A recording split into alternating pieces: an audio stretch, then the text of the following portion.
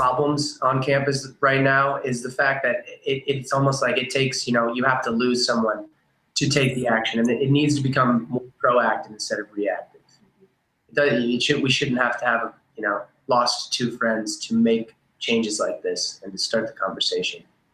And it's shocking how little it's talked about, given the prevalence of suicide rates in this country, especially with college-age kids, 18 to 24. It's the second highest injury-related death in the entire country. And the fact that it's so stigmatized and so little talked about is just appalling, shocking.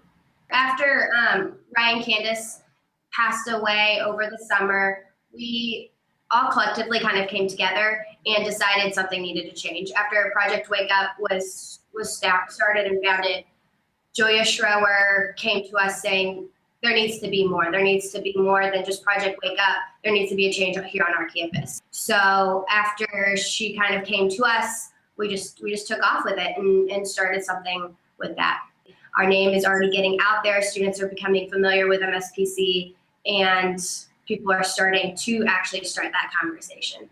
And we're getting the privilege to do a lot of cool things. We're getting the chance to get training that faculty generally only gets, and so that's kind of giving us a little bit more legitimacy and kind of give students an alternative outlet to go to. What we've also seen with MSPC is we're trying to reach out to different groups on campus, especially the LGBTQ community, where suicide rates are very high within their own community. Before this, people were so scared or they just didn't want to say even the word suicide. That was a big deal to them. And people are now just saying that word. And then people are also reaching out. So they're starting that conversation, but they're reaching out to friends and saying, I'm here for you. And that's a huge step. And it's okay to talk about this. It's not something scary. They used to be social outcasts, but now I feel like now we want to bring them back, and we want to say, we want to help you. We want to bring you back. We want you, we want your old self back. And we're hoping that, through MSPC and the documentary, that we can finally make people aware of this and accommodating again. After I lost Carolyn, didn't really deal with it in the best way. Kind of internalized my feelings about it, didn't talk about it, kind of, added to the stigma that surrounds it, honestly. And then when Ryan passed, enough's enough. We're going to try to make this tragedy positive here. Some people, Ryan possibly included, could have been helped if that stigma didn't exist, especially for college-age guys, college-age kids in general, but college-age guys especially. You got that tough macho aspect, and you don't want to be labeled as crazy or different. We all came together. It's myself, Danny, Morgan, and about 20 other Mizzou students and close friends of Ryan in St. Louis and in Columbia. We put together a 3-minute commercial, and then we launched a GoFundMe campaign with absolutely no idea how to make a documentary, with absolutely no idea how much money we needed to make one.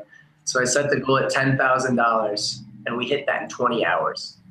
It just shows the power of social media, and it also shows how important this topic is to people and how people want it to change.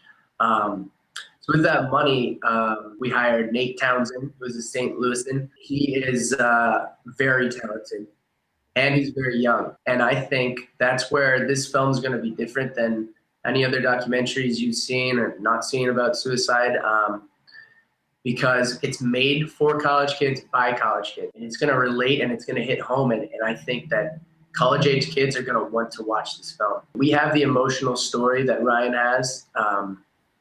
Ryan was such a driven, popular, determined guy with a bright future ahead of him.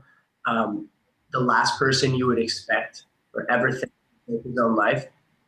And Ryan's story embodies what I believe shows just perfectly that suicide does not discriminate. So with Ryan's story, with our passion, with our talented director and team, and we get some funding and we bring in some experts, there is no reason this documentary can't save many lives. My goal is to just take this documentary and put it on blast, put it everywhere I can, high schools, colleges, universities, mental health conventions, festivals, maybe Netflix, who knows? Anywhere we can. That's the whole point. We just want people to see it because it'll start the conversation and it'll touch people. We're starting to change something. And so anyone can do it. You don't have to be this big name on campus, or you don't have to really step out and be someone who you aren't, but you can be yourself and make a change.